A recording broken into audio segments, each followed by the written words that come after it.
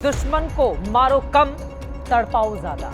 ये देश रहना चाहिए गैर बराबरी के खिलाफ इस लड़ाई में। नमस्कार, मैं हूं चित्रा त्रिपाठी और अब वक्त हो चला है जनहित का। ओरिएंट बेल टाइल्स स्टूडियो से आप देख रहे हैं एबीपी न्यूज। नमस्कार, मैं हूं चित्रा त्रिपाठी और आप देखना शुरू कर चुके हैं जनहित।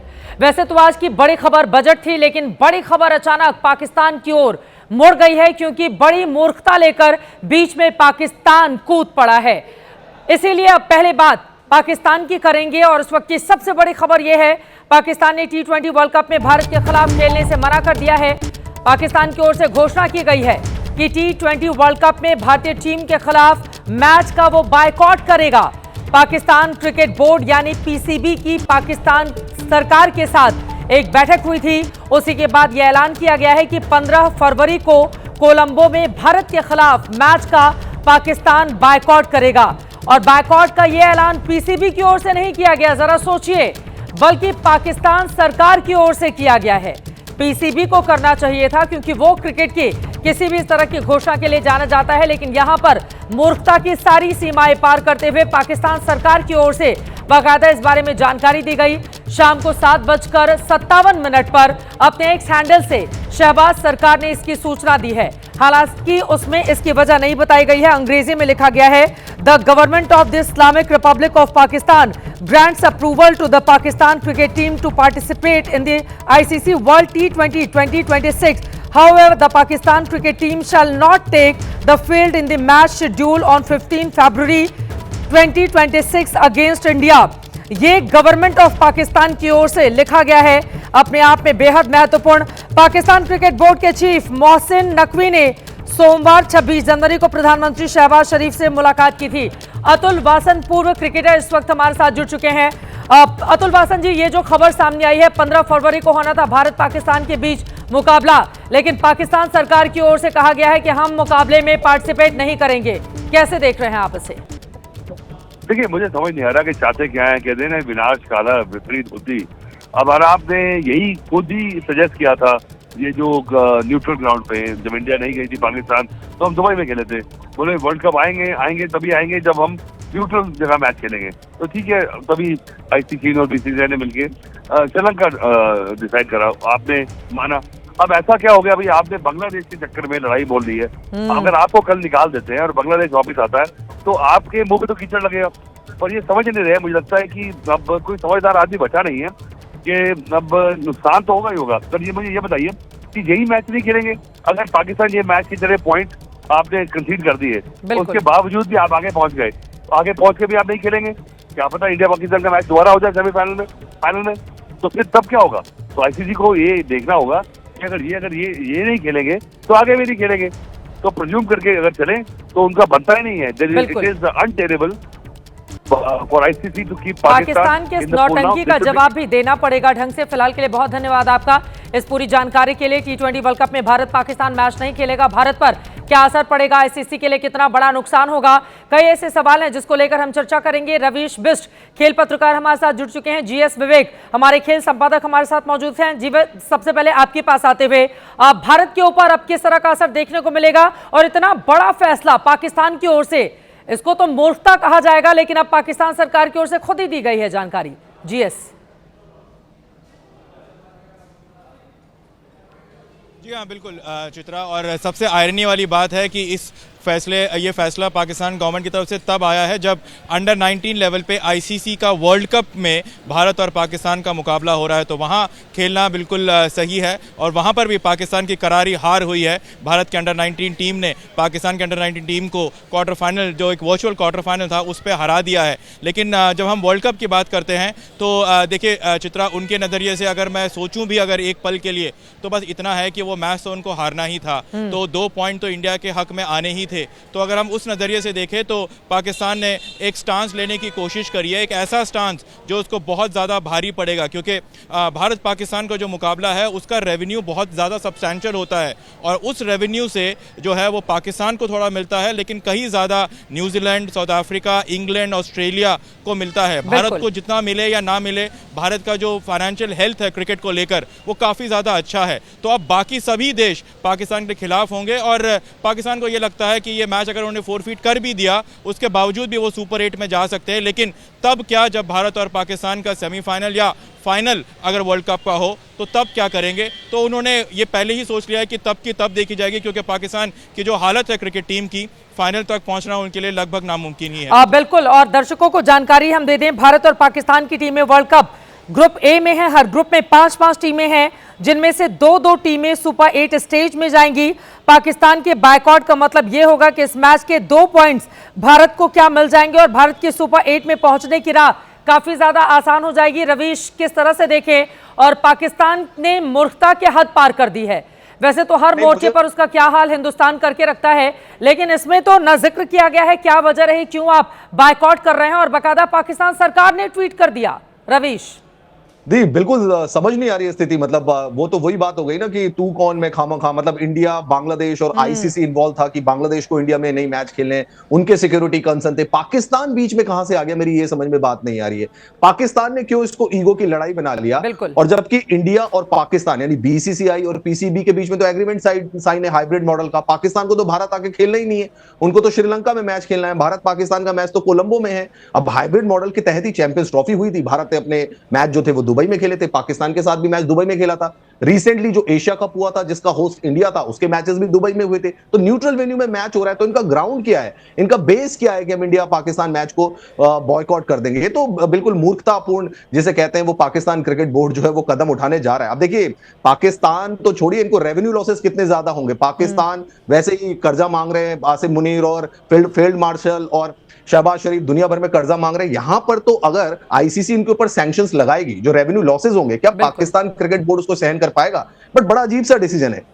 गवर्नमेंट की तरफ से एक्स पर पोस्ट किया जा रहा है, पाकिस्तान क्रिकेट बोर्ड की तरफ से पोस्ट नहीं किया जा रहा है। बिल्कुल ही स्थिति ऐसी है कि अगर आप देखें कि भाई पाकिस्तान ये डिसीजन क्यों ले रहा है, जो चीज हुई थी कंट्रोवर्सी जहां से शुरू हुई थी, सरकार पाकिस्तान की और पीसीबी वो है ना चोर चोर मौसेरे भाई, इनका तो ये हाल है। आप जरा देखिए, गवर्नमेंट ऑफ पाकिस्तान की ओर से बताया जा रहा है कि हम क्रिकेट नहीं खेलेंगे टीम इंडिया के साथ। फिलहाल इस पर प्रतिक्रिया आई है पूर्व क्रिकेटर मदन लाल, इस मुद्दे पर क्या बोल रहे हैं, सुनते हैं। पाकिस्तान जो है अपनी क्रिकेट को बहुत ज्यादा डैमेज कर रहा है और कोई वहां पे कोई सेंसिबल आदमी नहीं है जो कि एक सीधे तरीके से सोच सके। क्योंकि अगर आपने 26 का वर्ल्ड कप खेलना है और इंडिया के साथ फाइनल मैच नहीं खेलना, तो आप पूरा वर्ल्ड कप मत खेलिए। आप क्यों किसी का वर्ल्ड कप स्पॉइल कर रहे हैं? आपने अगर बांग्लादेश के साथ खड़े रहना, जरूर खड़े रहिए। इसमें हमें कोई दुख की बात नहीं है कि हमें कोई ऐसा बात नहीं है हमारे लिए। बट ये जो भी कर रहा पाकिस्तान और बांग्लादेश, आप आने वाले समय में देखना 2-3 सालों में इन क्रिकेट का कितना डैमेज हो जाता है।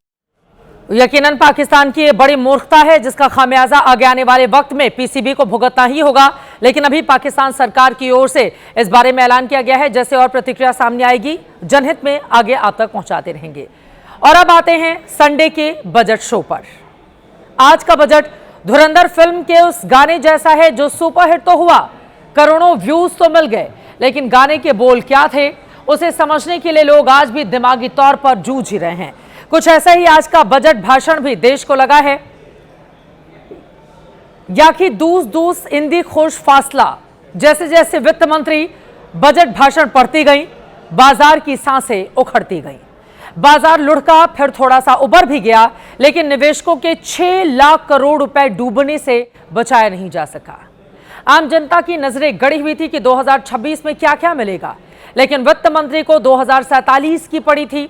पब्लिक सोच रही थी कि सरकार शॉर्ट टर्म में कुछ तो पैसा लगाएगी जिससे उसकी जेब गर्म हो, लेकिन सरकार ने उसे लॉन्ग टर्म के सपने दिखा दिए कि 2047 में विकसित भारत बनाना है, अभी जितना है उसी में अपना काम चला लो। हमारे यहाँ माएँ परीक्षा के दिन बच्चों को दही शक्कर खिलाकर भेजती हैं ताकि पेपर अच्छे जाएं, नंबर अच्छे आ जाएं। राष्ट्रपति द्रौपदी मुर्मू ने भी वित्त मंत्री निर्मला सीतारमण को मुंह मीठा कराकर संसद भवन भेजा था। लेकिन जिस तरह का बजट पेपर वित्त मंत्री ने पढ़ा, उसे देखकर लग नहीं रहा है कि देश के लोगों ने अच्छे नंबर तो दूर, पासिंग मार्क्स भी उन्हें दिए होंगे। दार्शनिक कहते हैं कि कल की चिंता मत करो, आज में जियो। लेकिन आज बजट के जरिए सरकार ने कहा है कि आज की छोड़ो, कल की सोचो। मतलब 2026 जैसे तैसे खींच तान के निकाल लो, 2047 पर पूरा फोकस करो। हमें छोटा नहीं बड़ा सोचना है, 20 साल बाद का सोचना है। सोचिए। ये बजट वर्तमान के सपनों को साकार करता है और भारत के उज्जवल भविष्य की नींव को सशक्त करता है। ये बजट 2047 के विकसित भारत की हमारी ऊंची उड़ान का मजबूत आधार है। प्रधानमंत्री नरेंद्र मोदी ने आर्थिक सर्वे पेश होने के दिन ही कह दिया था कि अब सारा फोकस रिफॉर्म एक्सप्रेस पर है और देश लॉन्ग टर्म विजन से आगे बढ़ेगा। लेकिन लोगों को यह नहीं पता था कि 2047 की प्लानिंग के चक्कर में 2026 में खर्चे के पैसे नहीं मिलेंगे, टैक्स छूट नहीं बढ़ेगी, ईएमआई भी नहीं घटेगी। पीपल फ्रेंडली बजट है जो पॉकेट फ्रेंडली भी है। हाँ, टैक्स में बहुत ज़्यादा चेंजेस नहीं किए गए हैं, पर आप देखिए एनआरआई या जो भी इंडियंस बाहर रहने गए हैं उनको और इन्वेस्ट करने के लिए भी मौके दिए जा रहे हैं। तो इस बार कोई उन्होंने मेजर चेंज तो नहीं किया है, लेकिन अब वो रिफॉर्म्स पे आए हैं कि डिस्प्यूट्स ज़्यादा ना हो। ओवरऑल मैं 10 में से अगर नंबर दूं तो इट वुड बी लाइक 10 में से 10 दूंगा। The budget is overall like friendly with everybody. आप जैसे देख सकते हैं। आई थिंक मेरे हिसाब से लास्ट में फ्यू ईयर्स से मैं देख रहा हूँ टैक्सेशन के ऊपर या जिस तरीके से चीज़ें गवर्नमेंट पेश कर रहे हैं उसके हिसाब से आम जनता को कोई बेनिफिट नहीं मिल रही है। इंडियन सेमीकंडक्टर मिशन है 2.0, उसके लिए उन्होंने बहुत अच्छा करा है। और जो क्लाउड सर्विसेज और डेटा सेंटर्स के इंसेंटिव्स है उन्होंने तो उसके लिए बहुत अच्छा कर दिया है। तो ये बजट बहुत ग्रीन है सबके लिए और यूथ के लिए तो स्पेशली और ज़्यादा अच्छा है। आम जनता के लिए ये बजट अच्छा नहीं है। जो उम्मीदें थी उस पे मोदी सरकार आम जनता के लिए अच्छा बजट पेश नहीं किया है। देखिए, सरकार जो कर रहा है कुछ चीज़ बहुत अच्छा कर रहा है। जो उम्मीदें थी हम लोग की कि हम लोग को कुछ तो मिलेगा, इन सब सेक्टर को जीआईसी को कुछ मिलेगा, लेकिन कुछ भी नहीं मिला है। मतलब हम लोग बिल्कुल निराश हो चुके हैं।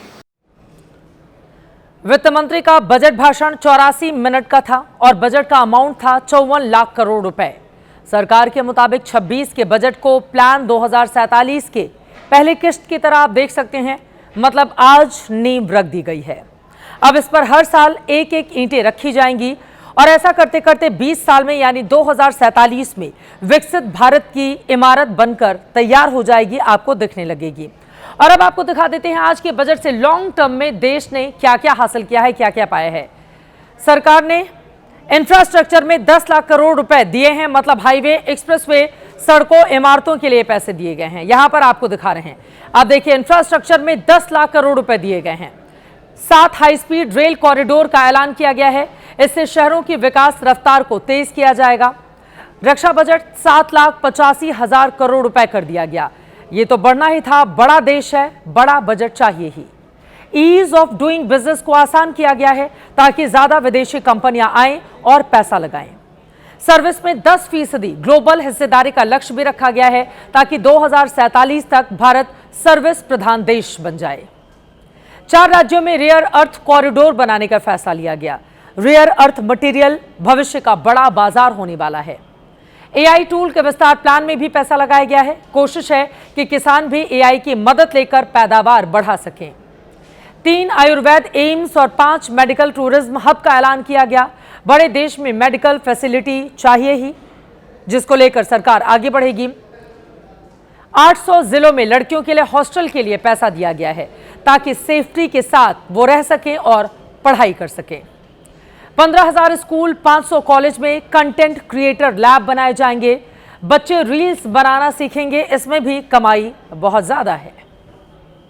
This being the first one for the second quarter of this century, also leading towards Viksit Bharat 2047.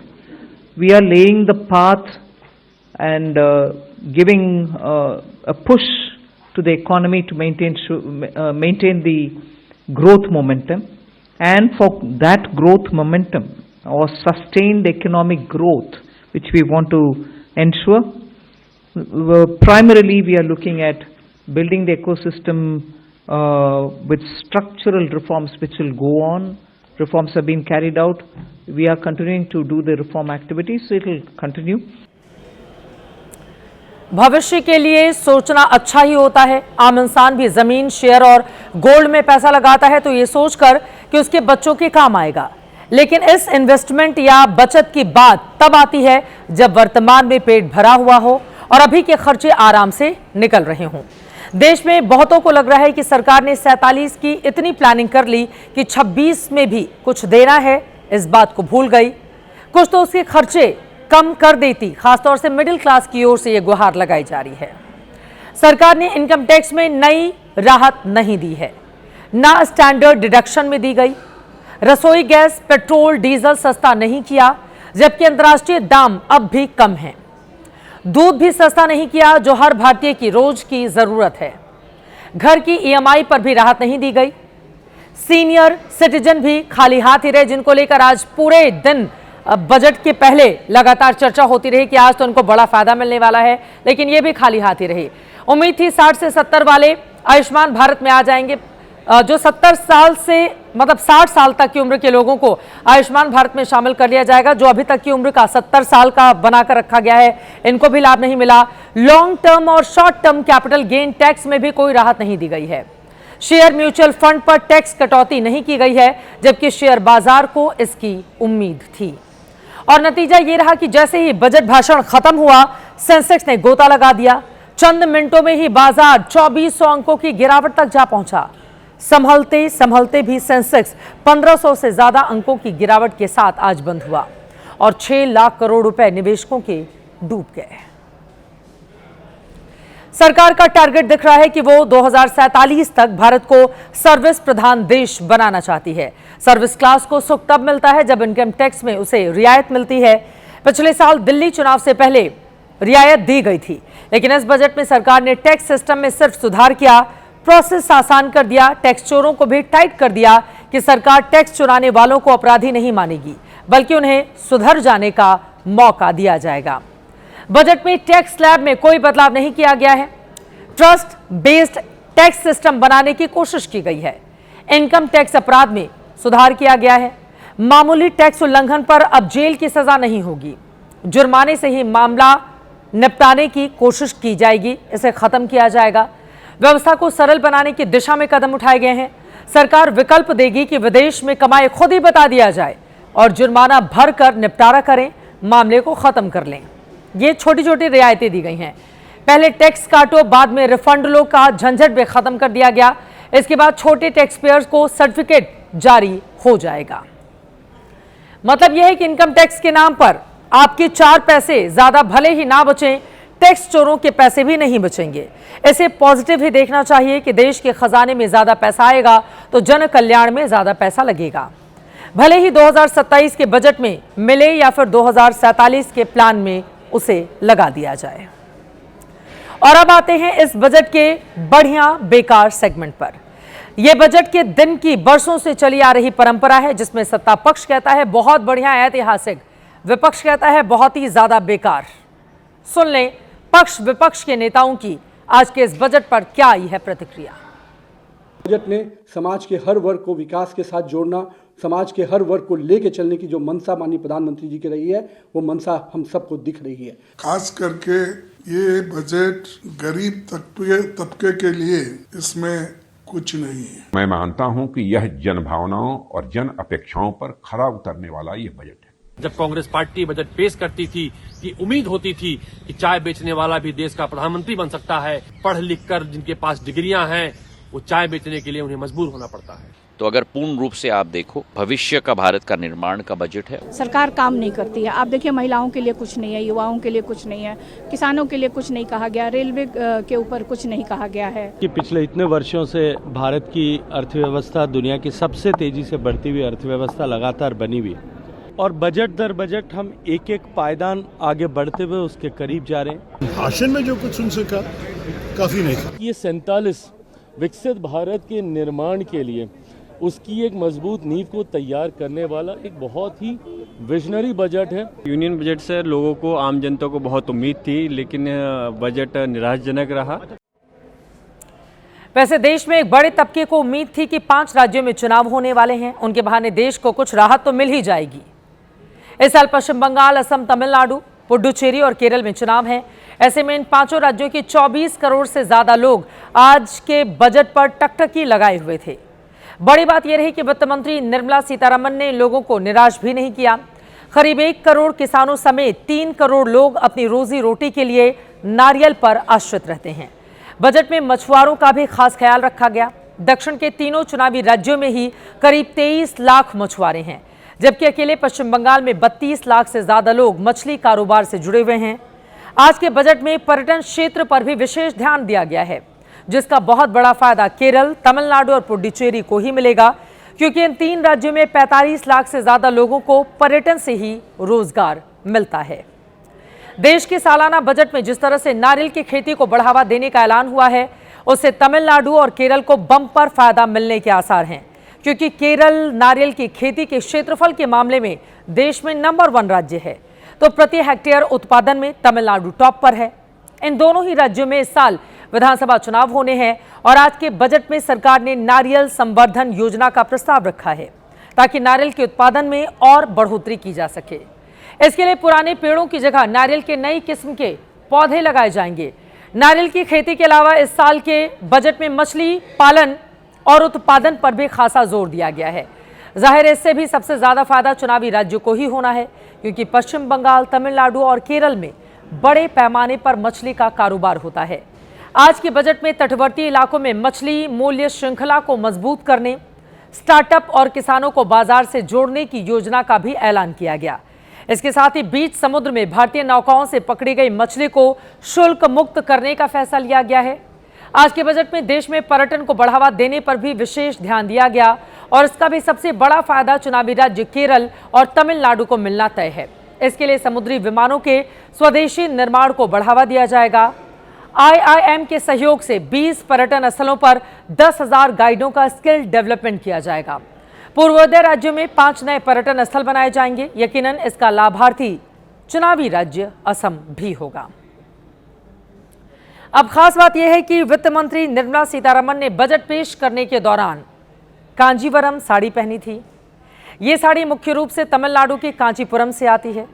Kanjeevaram दक्षिण भारत के सभी राज्यों में महिलाओं की पसंदीदा साड़ी मानी जाती है।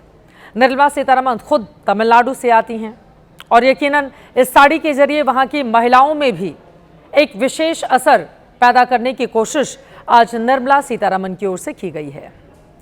अब मैं आपको भारत के नक्शे पर चुनावी राज्यों को आज के बजट से मिले फायदे का हिसाब किताब दिखा देती हूं। बजट में 7 हाई स्पीड रेल कॉरिडोर का ऐलान किया गया है और इनमें से 3 कॉरिडोर के सीधे लाभार्थी 2 चुनावी राज्य हैं। यहां पर आप देख सकते हैं, पश्चिम बंगाल को Varanasi Siliguri high speed rail corridor का तोहफा मिला है, तो तमिलनाडु को हैदराबाद चेन्नई बेंगलुरु के रूप में 2 हाई स्पीड रेल कॉरिडोर आज मिल गए हैं। चुनावी राज्य पश्चिम बंगाल को दुर्गापुर में एकीकृत पूर्वी तट औद्योगिक कॉरिडोर का तोहफा भी दिया गया है।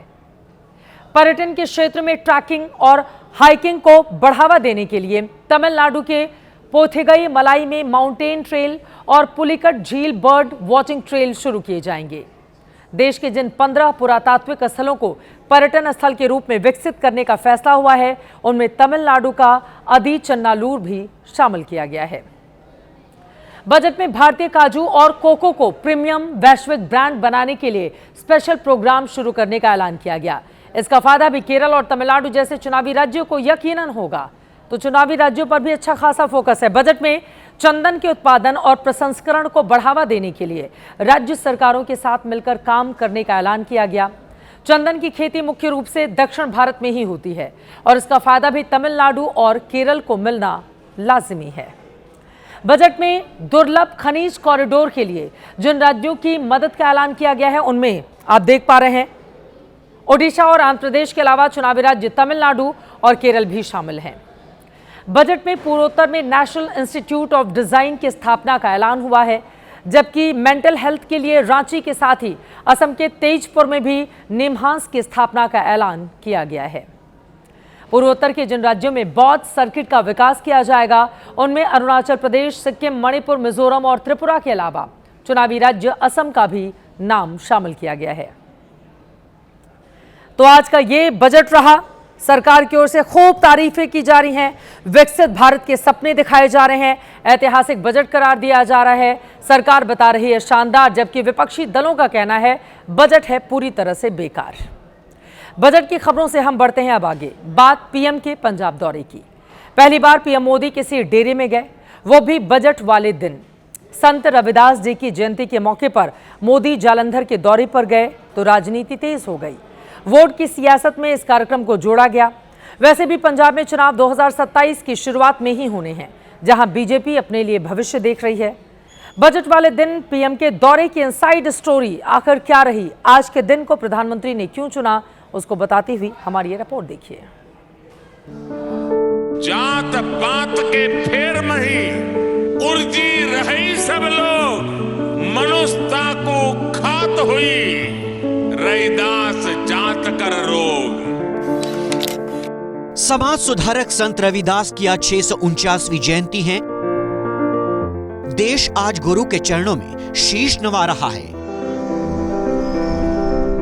हर साल माघ महीने की पूर्णिमा के दिन उनकी जयंती मनाई जाती है।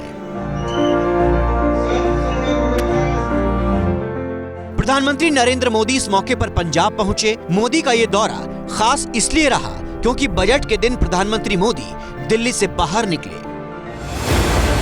पंजाब के आदमपुर एयरपोर्ट का नाम बदलकर संत श्री गुरु रविदास जी हवाई अड्डा रखा गया है। मोदी ने इसका उद्घाटन किया।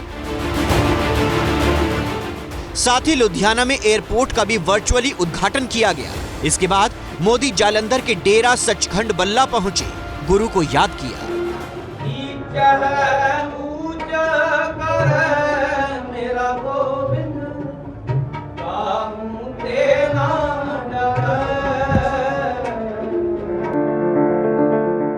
संत रविदास ने सालों पहले अपनी कलम से समानता, करुणा और मानवीय गरिमा का जो संदेश दिया, वो आज भी प्रासंगिक है। प्रधानमंत्री मोदी ने पंजाब से उस संदेश को देश के कोने कोने तक पहुंचाया है। कोई दुखी ना हो, कोई वंचित ना हो।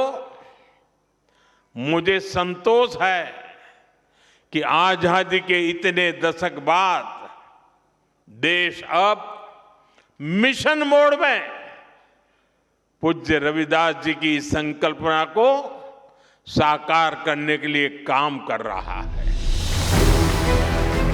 संत रविदास जयंती के जरिए सिर्फ सामाजिक नहीं बल्कि सियासी संदेश देने की भी कोशिश की गई है, क्योंकि पंजाब के साथ ही उत्तर प्रदेश में रविदास को पूजने वाले करोड़ों लोग हैं जो चुनावी रणनीति में बड़ा असर रखते हैं। पंजाब में दलित आबादी करीब 32% है। अकेले दोआबा रीजन में दलितों की संख्या 45% है। दलित वोट राज्य की 117 में से 57 सीटों पर असर रखते हैं। इनमें से कुल एससी आबादी का 60% सिख समुदाय से है, जबकि 40% आबादी हिंदू एससी वर्ग की है। पंजाब में चुनाव अगले साल होंगे, लेकिन जब चुनाव चल रहा होगा उसी दौरान अगले साल रविदास जयंती होगी, लिहाजा अभी से ही सियासी गोटियां सेट की जा रही हैं। अभी गणतंत्र दिवस के मौके पर डेरा सचखंड के प्रमुख संत निरंजन दास को पद्मश्री देने का ऐलान किया गया था। पीएम ने डेरा प्रमुख से भी मुलाकात की। जालंधर के दोआबा रीजन में इस डेरे का अच्छा खासा प्रभाव माना जाता है। भाजपा की केंद्र सरकार ने पूज्य संत श्री निरंजन दास जी महाराज को पद्म पुरस्कार से सम्मानित किया है। इस अवसर पर मैं उन्हें आदरपूर्वक नमन करता हूं। पंजाब में रविदास समाज से आने वाले कांग्रेस के बड़े नेता हैं चरणजीत सिंह चन्नी। एबीपी न्यूज से बात करते हुए उन्होंने बजट की तारीख और गुरु के नाम पर कोई घोषणा नहीं होने से नाराजगी जताई है। जयंती पे छुट्टी होनी चाहिए। आज संडे भी है, हर किसी ने जयंती पे जाना है, तो आप क्यों इसी दिन कर रहे हो?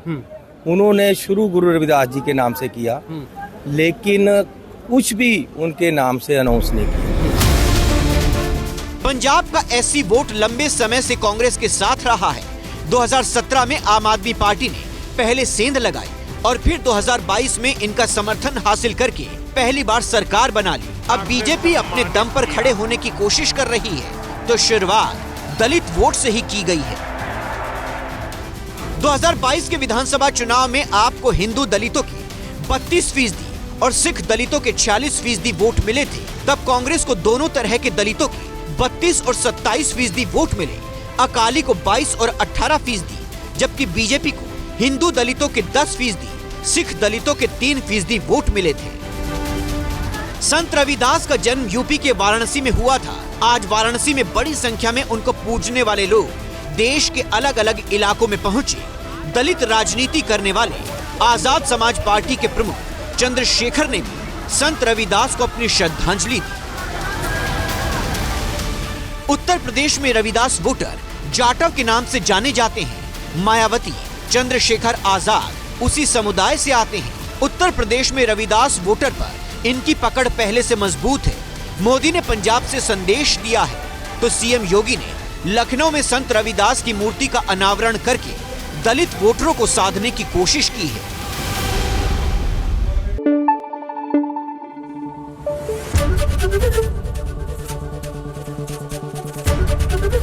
एबीपी न्यूज आपको रखे आगे।